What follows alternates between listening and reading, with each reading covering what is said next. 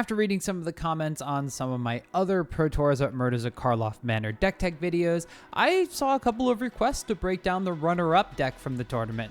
If you're not familiar, 2023's Player of the Year Simon Nielsen took a hero of a deck to a second place finish using a bunch of common and uncommon combat tricks to catapult itself all the way to the top. Yep, that's right. Boros Heroic is back on the menu, baby. Now, I'm not lying at all when I say that the deck centers around common and uncommon tricks, and it even winds up utilizing mainly common and uncommon creatures as well.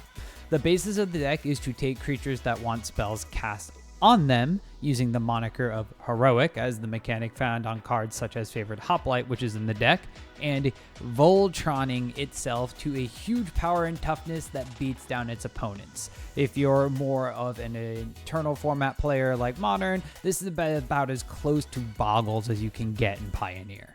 The creature package in the deck includes 4 of the Favored Hoplite as probably your best 1-mana option with Heroic printed on the card, as it can become immune to direct damage removal with just a single spell, as well as 4 copies of the pseudo-heroic 10th District Legionnaire. Both of these creatures have the traditional white-aligned version of Heroic, where they gain a +1/+1 counter for each spell that you cast that targets them, which grows them quite quickly.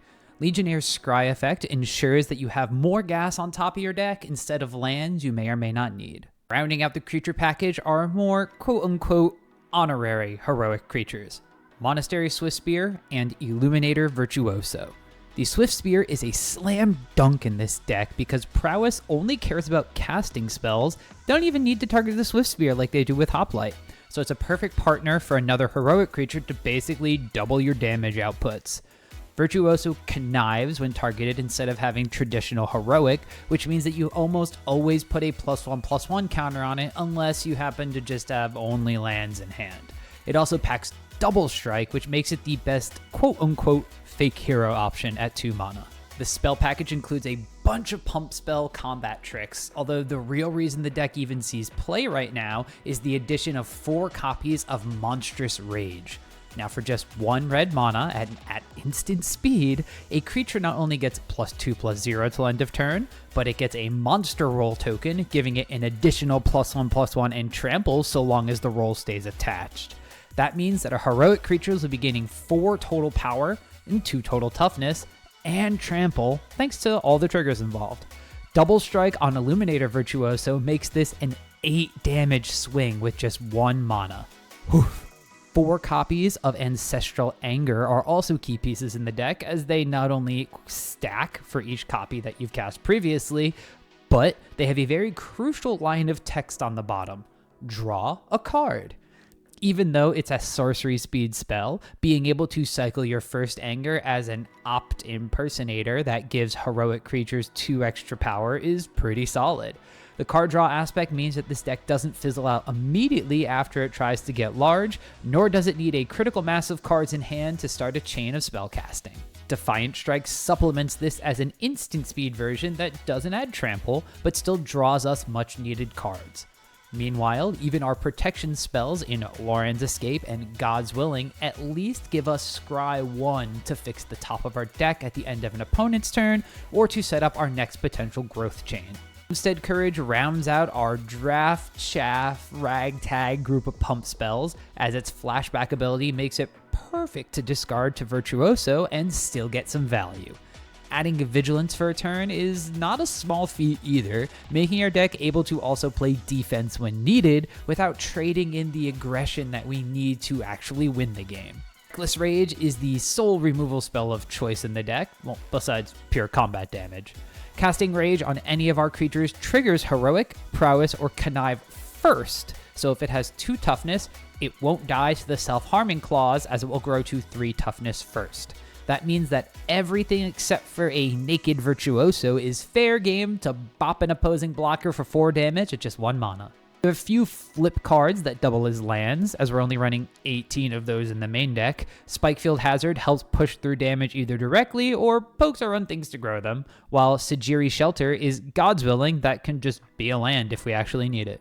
Out of the sideboard, the deck wants to play a bunch of extra removal spells for problematic blockers and threats, while also giving itself more card velocity effects to rebuild and survive a board wipe or removal spells that wind up being cast against it. 4 copies of Showdown of the Scalds is amazing for our deck, as it not only gives us a potential 4 extra cards, but the following chapters will basically give a quote-unquote extra heroic trigger to all of our creatures. Extra Reckless Rages, Rending Volleys, and a singleton Get Lost and Torch the Tower add ways to clear the path for your heroes, while Light of Hope is a modal way to deal with opposing things like Temporary Lockdown that threaten to get rid of all of our heroes. Damping Sphere comes in to slow down all these combo decks, while Giganther as our companion can always give us the option of just slamming a 5/5 down later on in the game. Sokenzan, Crucible of Defiance, sits as a one of in the sideboard, mainly to come in when we want our showdowns as well. Now, going up the curve to 4 mana from a mainly 1 and 2 mana spell deck means that we want a little extra help in ensuring we actually get to 4 mana, even with 3 flip cards that can be lands if we need them. Because of this, we want this 1 extra land to hit 19 total lands and 22 altogether with our flip cards. Sokenzan is the best land for the job, as its channel ability can still be relevant, adding small creatures to the board that can in a pinch carry our spells to victory if we don't need it as a land drop after all. Now that we know how the deck is built, let's talk about the deck itself, because overall it was in a very interesting position at the Pro Tour, as historically this Boros heroic deck does not want to see any Rakdos decks at all. As you can see here from its losing matchups, it unfortunately saw a lot of Rakdos, including the breakout Rakdos Vampires deck that it eventually did lose to in the finals. Besides that, any real black-based mid-range deck is awful for a deck wanting to suit up 1 or 2 creatures max, as targeted removal and sacrifice effects just kind of counteract your entire game plan.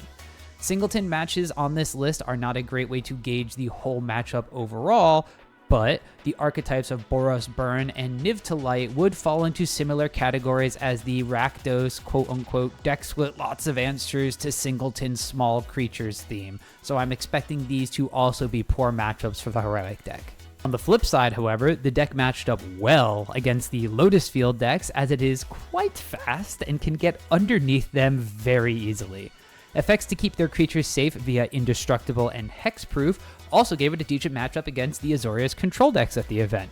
It had a decent Phoenix and Amalia match win rate at the event as well, with the Amalia matchup being a pretty silly one for Boros Heroic. So, because Amalia's Blow Up the World clause is tied to her Explore trigger getting her to 20 power, you can cast something like Defiant Strike or Monstrous Rage on your opponent's Amalia to skip it from 19 power to 20 or more power.